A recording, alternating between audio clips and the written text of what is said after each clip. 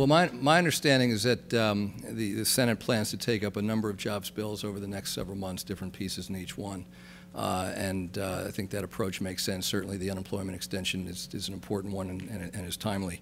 I think the real frustration for us is that there are a number of these elements that the Republicans have supported in the past where they're not supporting now. I mean, whether it's a small business tax credit, for instance.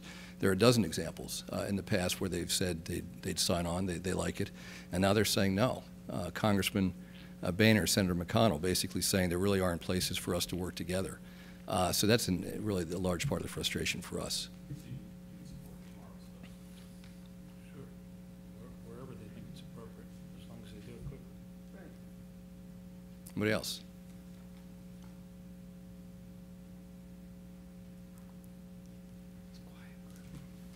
President Obama said that he's going to release his view on health care program. Do you have any thoughts about what you'd like to see in this new version? And have you heard about anything that might be in that? You've been working on health care. You want to take that? Sure, I'll give it a We just, it's part of the closed session. Healthcare was the major topic of debate and discussion with the governors. And I think all of us would like to see people remain at the table and work out a solution in some way to move forward. One of the bigger costs that each of us is experiencing every year and continues to go up every year and hits our budgets every year and hits every small business and their budget and their bottom line every year is the escalating and wasteful healthcare inflation costs, going up much higher than any family's wages, going up much higher than any of our budgets can afford or any small business can afford.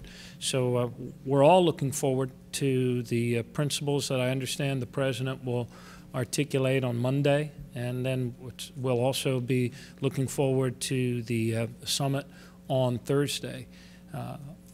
Many of us have found ways to make progress in our own individual states in expanding health care coverage, even some of us in difficult times. Many of us have done innovative things to bring down the cost curve to the extent that we are able within the current system. And all of us, I think, are looking forward to that Monday announcement and the hope that we'll find some way to move forward. We need to move forward on health care so that we can then move forward on jobs. The amount of money that our national economy wastes currently on health care that it could be investing in innovation and job creation is a big problem. So we're looking forward to those principles. We have been discussing in smaller groups within the NGA and DGA principles that all of us can agree upon. And I think there was pretty broad unanimity in that lunch that we all are in need of an extension of FMAP. Can I make one observation? The one option I don't think Washington State can afford from Congress is to do nothing on health care reform. I know full well what's just around the corner for Americans. We have been told about the escalating health care costs for carriers, some of them planning to go up as much as 40%. State budgets are drowning in the escalating costs of health care. In my state alone, a $31 billion budget, $9 billion of which is health care costs and growing, taking away from what I think ought to be a priority, which is education, particularly K through 12. So the one thing on behalf of the people of the state of Washington I know is that we can't afford to have Congress do nothing. So I would ask them to move, bipartisan if at all possible, but ultimately move. We need health care reform in America. And that's, you know, the interest, I totally agree with Governor Gregoire, and it's not just a matter of our own state budgets. It's important for our state budgets.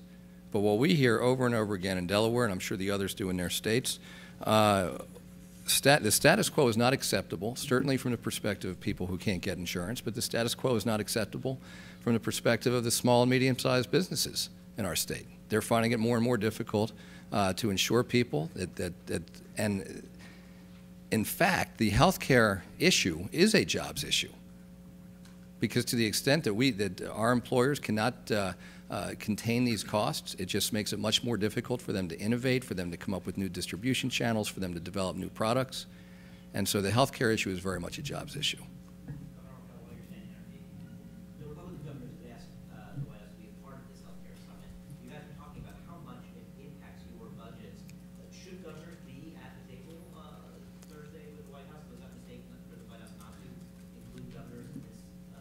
In my view, the White House and Secretary Sebelius specifically as Cabinet Secretary has done a very good job of reaching out to Democratic governors to make sure our voice is heard. We're going to have an hour and a half with the President on Monday, so it's certainly our voices should be heard. We believe that at least I believe that our voices are being heard.